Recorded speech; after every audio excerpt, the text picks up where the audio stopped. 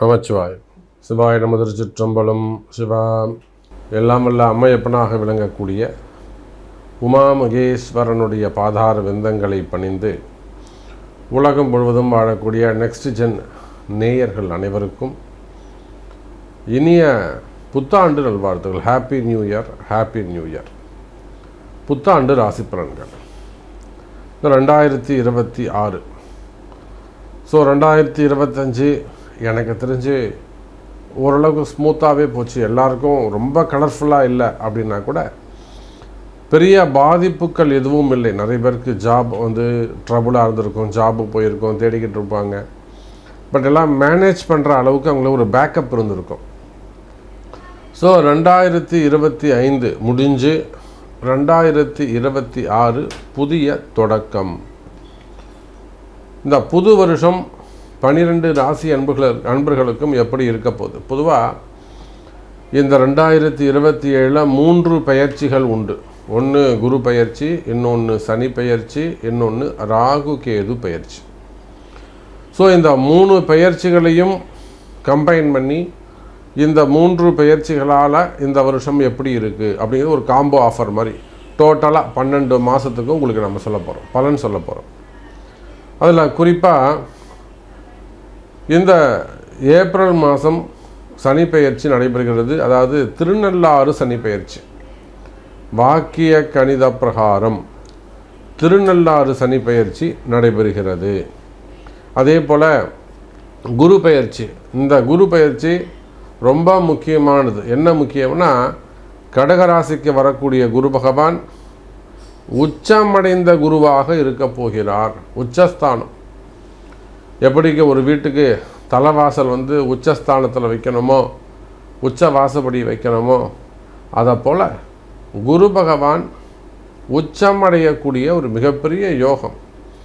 அதே போல தான் ராகு கேது, அவங்களும் மகரம் கடகம் இந்த இடத்துக்கு டிரான்சிட் ஆக போகிறாங்க. ஸோ 3 கிரக பயிற்சிகள் உள்ளன. இது எல்லாமே சுபத்துவமாக அடைய போகிறது. ஏன்னா மீனராசியில் இருக்கக்கூடிய சனி பகவான் எப்பொழுதுமே சுபராக விளங்கக்கூடியவர், விஷத்தன்மை இல்லாதவர், கடினமான குணத்தை இல்லாமல் மென்மையான குணத்தை உடையவராக உங்களை எல்லாம் அணுகப் போகிறார்.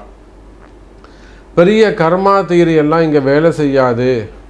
நிறைய மன்னிப்பு குணங்கள் இவரிடம் காணப்படும். காரணம் என்னன்னாக்கா, குருவுடைய வீட்டில் இருக்கக்கூடிய அந்த சனி பகவானுக்கு உச்சம் பெற்ற குருவுடைய பார்வைப்படுகின்ற போது சனியுடைய குணங்கள் எல்லாம், தீய குணங்கள் எல்லாம் குறைந்து குருவுடைய நற்குணங்கள் எல்லாம் அங்கே வெளிப்படும்.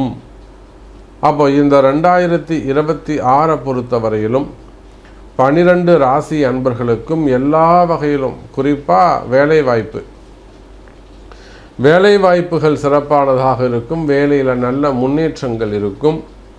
நிறைய இடமாற்றங்கள் அமையப்போகுது. இன்னும் கூட ஸ்பெசிஃபிக்காக சொல்லணும்னா, ரொம்ப ஒரு ட்ரபுளாக இருந்தது, ரொம்ப கஷ்ட நஷ்டமாக இருந்தது அப்படின்னு சொல்லிட்டு நான் வேலையை விட்டுட்டேன்.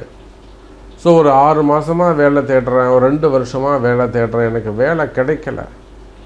இப்படியெல்லாம் மெயினாக ஒரு வருமானமே தடைபட்டு போகுது. இன்கம் அங்கே அப்படியே ஸ்டாப் ஆகுதா?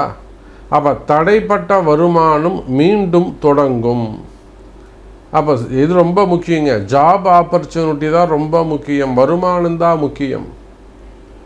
அப்போ நல்ல வேலை வாய்ப்புகள் கிடைக்க போகுது.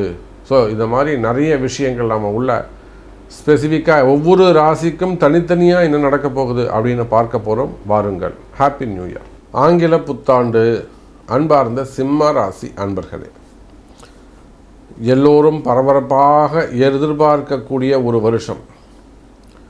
சிம்ம ராசி அன்பர்களுக்கு மற்றும் ஒரு தலைமுறையை தீர்மானிக்கக்கூடிய ஒரு வருஷம். இந்த வருஷம்தான் உங்கள் எதிர்காலத்தை தீர்மானிக்க போகுது. அடுத்து உங்களுக்கு வளர்ச்சி இருக்கா, அடுத்த உங்களுக்கு பதவிகள் இருக்கா, அடுத்த உங்களுக்கு எதிர்காலம் இருக்கா இல்லையான்னு சொல்லக்கூடிய, தீர்மானிக்கக்கூடிய முக்கியமான ஒரு வருஷம் இந்த 2026. சிம்ம ராசி அன்பர்களே, மெயினாக உங்களுக்கு இருக்கக்கூடிய பிரச்சனை ராசியில் இருக்கக்கூடிய கேது.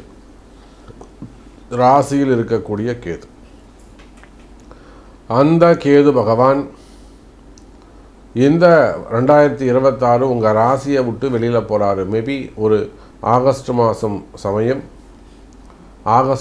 சமயத்தில் நிச்சயமாக அந்த ராகு கேது பெயர்ச்சி நடந்து சிம்மத்தை விட்டு கேது வெளியில் போனாலே உங்களுக்கு பாதி பிரச்சனை குறைஞ்சிரும். 6-12 வந்துடுவாங்க. இந்த ராகு கேதுவே உங்களுக்கு நல்ல யோகமான ராகு கேதுவாக மாறி விடுவார்கள். புரியுதுங்களா? இந்த ராகு கேதுவே மிகவும் யோகமான ராகு கேதுவாக உங்களுக்கு மாறி விடுவார்கள். அப்போ நிச்சயமாக சிம்ம ராசி அன்பர்களை கேது சிம்மத்தை விட்டு வெளியில் போனாலே உங்களுக்கு எல்லா விதமான தடைகளும் விலகும். சிம்ம ராசிக்கு என்ன சார் பிரச்சனை? ஒன்றும் பிரச்சனை இல்லைங்க. எதை எடுத்தாலும் ஒரு தடை வருது. என்ன முயற்சி எடுத்தாலும் அதிலெல்லாம் ஒரு கஷ்டம் வருது. எந்த மாதிரியான முயற்சி செய்தாலும் அதில் ஒரு முட்டுக்கட்டை ஏற்படுது. கொஞ்சம் தூரம் ட்ராவல் பண்ணிடுறேன், அதுக்கப்புறம் அதை கண்டினியூ பண்ண முடியல, கம்ப்ளீட் பண்ண முடியல. இப்படியெல்லாம் கஷ்டப்படுகின்ற சிம்ம ராசி அன்பர்களே, இந்த புத்தாண்டு ஆங்கில புத்தாண்டு முதல் நீங்கள் எதிர்பார்த்த வாழ்க்கை உங்களுக்கு அமையும். கவலை வேண்டாம். குறிப்பாக ராசிக்கு 12ஆம் இடத்தில் வரக்கூடிய குரு, அதே போல் 8ஆம் இடத்தில் இருக்கக்கூடிய சனி. ஒரு விஷயம் நல்லா தெரிஞ்சுக்கோங்க சிம்ம ராசி அன்பர்களே, உங்களை வாழ வைப்பதற்கென்று பொதுவாக உலகம் முழுவதும் வாழக்கூடிய சிம்ம ராசி இருப்பாளரும் ஆணாக இருக்கலாம், பெண்ணாக இருக்கலாம். சனி பகவான் மிகப்பெரிய ஒரு அதிர்ஷ்டத்தை ஏற்படுத்த போகிறார். சிம்மத்துக்கு 8ஆம் இடத்துல சனி. ஏன் 8ஆம் இடத்துல சனி வந்தால் ரொம்ப கஷ்டம்னு சொல்கிறாங்க? ஒன்றும் இல்லைங்க, அவர் 10ஆம் இடத்தை பார்க்கிறார். சிம்மத்துக்கு 10ஆம் இடம் எது சொல்லுங்க பார்க்கலாம். சிம்மத்துக்கு 10ஆம் இடம் அப்படின்னு சொன்னால் எதுங்க? ரிஷபம். அந்த ரிஷபத்தை சனி 3வது பார்வையாக பார்க்கிறார். அப்போ என்ன ஆகும்? தொழில் சம்பந்தப்பட்டதெல்லாம் பாதிப்பை ஏற்படுத்தி இருக்கும். வருமானம் சம்பந்தப்பட்டதெல்லாம் பாதிப்பு ஏற்படுத்தியிருக்கும். ஒரு அண்டர் பிஸ்னஸ் ரேட்டிங் மாதிரி அங்கே ஒரு உங்களுக்கும் மற்றவங்களுக்குமான ஒரு அக்ரிமெண்ட். நீ என்ன சம்பாதிக்கிறவே எனக்கு அதில் பாதி கொடுத்துடணும் அப்படிங்கிற மாதிரி. நீங்கள் கடுமையாக உழைச்சி சம்பாதிச்சு இன்னொருத்தருக்கு பாதி ஒன்றுமே எல்லாம் ஒருத்தன் வாங்கிட்டு போவான். அதை போல் நிறைய அக்ரிமெண்ட் பேமெண்ட் வெளியில் போகும்.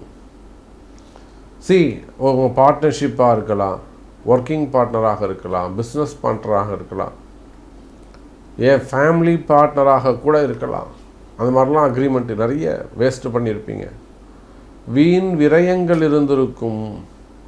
ஆனால் இந்த பிரச்சனைகள் எல்லாம் இந்த வருஷம் சரியாகும். கேது வெளியில் போயிட்டாருன்னா பல பிரச்சனைகளுக்கு தீர்வு கிடைக்கும். நிறைய விடுபட்டு போன தொழில்களை மீண்டும் தொடங்குவீர்கள். நிறைய தொழில் அமைப்புகளாக இருக்குது. ஃபுட் இண்டஸ்ட்ரியாக இருக்கலாம், ஹோட்டல் இண்டஸ்ட்ரியாக இருக்கலாம், அல்லது ஆயில் கம்பெனியாக இருக்கலாம், இரும்பு கம்பெனியாக இருக்கலாம், ஃபேக்ட்ரிஸு, பெரிய பெரிய கம்பெனிஸு, ஸ்மால் ஸ்கேல் இண்டஸ்ட்ரியாக இருக்கலாம், இல்லை சிப்காட் நிறுவனங்களாக இருக்கலாம், இரும்பு தொழிற்சாலைகளாக இருக்கலாம், வண்டி வாகன தொழிற்சாலைகளாக இருக்கலாம். ஸோ பிஸ்னஸ் ஒரு 2 வருஷமாவது நான் அதை விட்டுட்டேன் சாமி, ஒரு கடுமையான சூழ்நிலை, நின்று போன தொழில்கள்,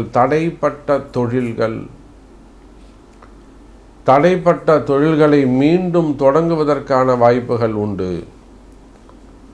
அப்போ இந்த 2026 எப்படி பார்த்தாலும் சிம்ம ராசிக்கு மீண்டும் ஒரு நல்ல வாழ்க்கை.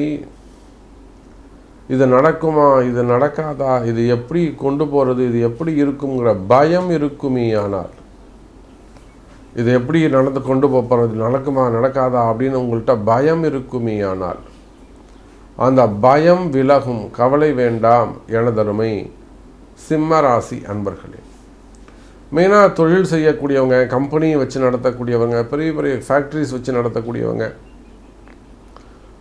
அதெல்லாம் நிறைய மனக்கவலைகள், மனக்குழப்பம், மனசில் பயம், தொழில் சம்பந்தப்பட்ட பயம், அதே போல் இடம் சம்பந்தப்பட்ட பல பிரச்சனைகள், மெயினாக இடதோஷங்கள். இடதோஷம்தான் நான் ரொம்ப குறிப்பாக சொல்கிறது.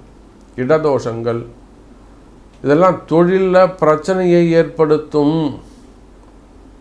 பிஸ்னஸ் நல்லா இருந்தாலுமே கூட ப்ராஃபிட் இல்லாமல் இருக்கும், ஃபியர்னஸாக இருக்கும், அல்லது ஒரு நிலையற்ற தன்மை இருக்கும். இதெல்லாம் இந்த பூமி சம்பந்தப்பட்ட தோஷங்கள். எத்தனையோ நம்ம பார்க்குறோம்.